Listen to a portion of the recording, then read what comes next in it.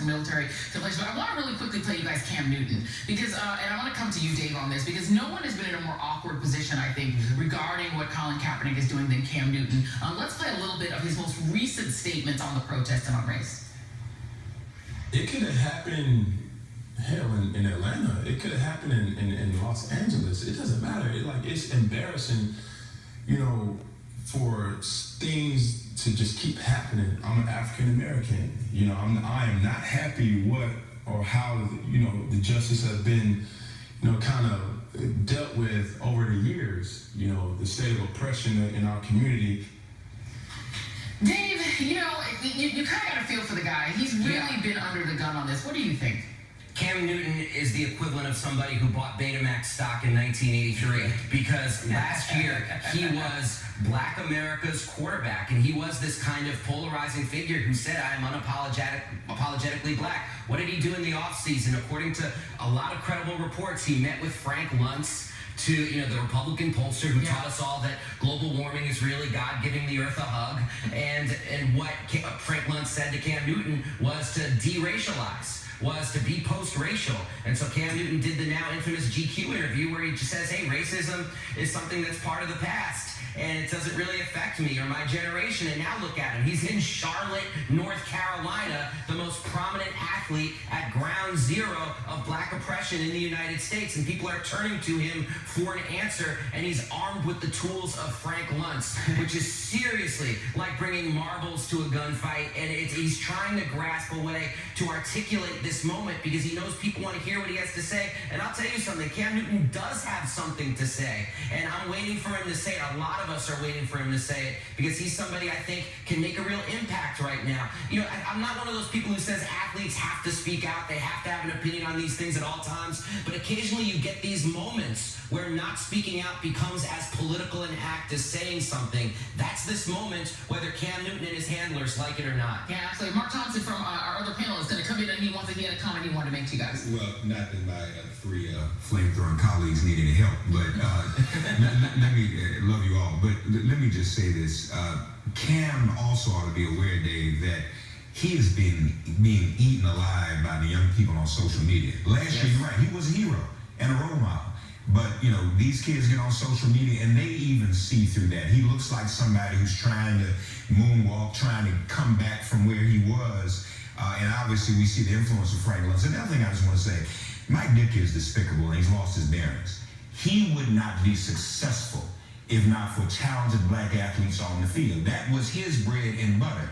For him to say that and for other fans of the game to say the black athletes shouldn't speak out, again, relegates us to be nothing more than entertainers rather than human beings. Yeah, and to go back to the other guys at the panel, Pete, I am curious to see how your listeners are responding to Cam Newton versus Colin Kaepernick. I'm going to ask Fernand the same thing. Well, we haven't really gotten into that issue yet, and I think that a lot of people haven't really, Dave and Mark just both talked about Cam Newton's history. I wasn't even that familiar with it. I think a lot of people that don't pay attention to sports, obviously don't pay attention to Cam Newton. But I do want to say this idea also that Mike Ditka and so many other Americans, including Paul Ryan and others, say, you just have to work hard. You just have to work hard and you can make it in America. It's one of the most false, phony promises that we kind of hear from a guy like Mike Ditka, who, by the way, when he started playing football, he wouldn't have had as much opportunity if there was more opportunity for black athletes. So deal with it, Mike Ditka.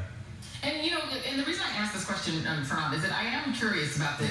There is this tendency to try to pit the sort of black athlete who's doing what the majority wants him to do against the other athlete. We've seen it throughout the history of pretty much any sport, of having sort of the good black guy versus the bad black guy. And I'm wondering if people are trying to seize on the athletes who are not participating with Colin Kaepernick as a way to justify attacking him for what he's doing. Well, Joy, it kind of reminds me of that riveting documentary O.J. Made in America, where O.J. Simpson at one point was the most celebrated black athlete in the United States and really the first of the crossover, and he almost purposely didn't take political stances at a time when we saw others like Ali, and at the Olympics, the track runners who held their Juan Carlos, their fist in the air. I don't think there is an obligation for every athlete to speak out and do so, but I think as Americans, when one does, A, we should ask ourselves, why are they taking this position rather than just be quick to condemn? And to your question about what happens on our show, I think what stumps a lot of people is the personal offense that they feel about what they see as a disrespect of the national anthem in our country. And granted, that is an element of this that you can't take away. But Joy, fundamentally, what is Colin Kaepernick doing? He is engaging in a form of silent, non-violent protest by taking a knee during the playing of an anthem. He's not mooning the crowd. He's not stopping in the middle of game action, interrupting the game. He's speaking out, and I think the events of this past week are forcing many Americans who are maybe uncomfortable with the details of his protest to ask the hard question, is he right? I've just heard people say all week, well, why can't Colin Kaepernick, why can't they be more like Dr. King, who is nonviolent and peaceful, and these protesters? Let's not forget, Dr. King was nonviolent and peaceful, and a white man still shot him. Right. Yeah. And hold on, Dave, let's go to Dave first, and then I think Leah had a comment. Go on, Dave. No, it makes me so sad that, and I mean deeply, deeply sad that it was the events of Tulsa and Charlotte this past week, Mr. Crutcher and Mr. Scott being killed, now has people reevaluating the rightness of what Colin Kaepernick is doing, as if Philando Castile and Alton Sterling didn't just get killed on camera a few months ago.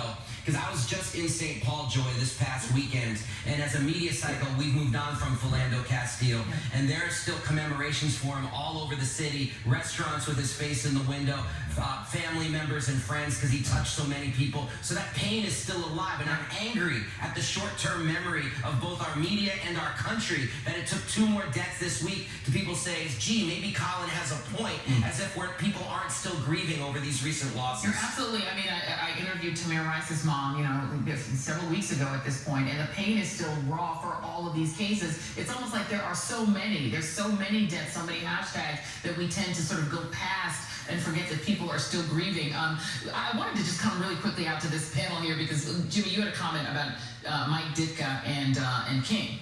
Muhammad Ali. I mean, Muhammad Ali, with the entire world just celebrated and lamented his death. I wonder what Mike Ditka would have said if Muhammad Ali were an athlete currently today and engaged in the exact same things that he did. Love it or leave it. That's exactly right. And so they would tell, one of the greatest athletes of all time to love it or leave it. No, not how it works. Absolutely.